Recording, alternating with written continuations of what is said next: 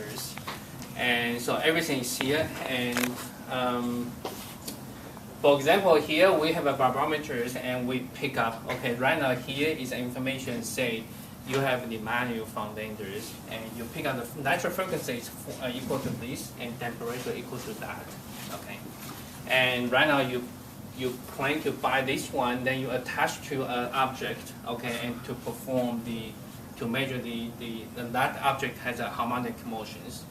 And right now the difference between the maximum and the minimum recorded value equal to y. So what that means,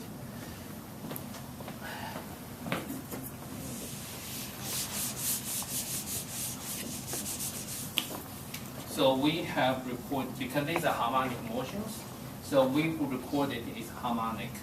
And here is the recorded, the difference in the recorded value recorded is z. Okay, so we're recording that is the sensor's reading. So basically that is the, okay, so from peak to peak, it's saying the maximum to minimum is 8 millimeters. So that means the amplitude z, in this case, we can find out is this one. So that is the interpretation of the information here. Okay. So we want to find is this, the amplitude of the motions for the object when the frequency is equal to 40. So basically this information is this. We can calculate the frequency ratio. This is our natural frequencies. This is a working frequency. A working frequency is a base excitation, okay? For the object to be measured, that is defined as a base. So that's a 40, we got a 10 here. We have a damper ratio.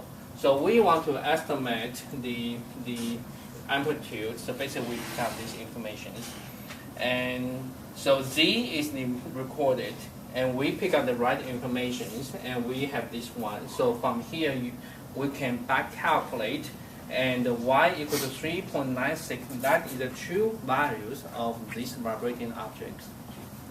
The sensors measured is 4 millimeters compared to the true is 3.96.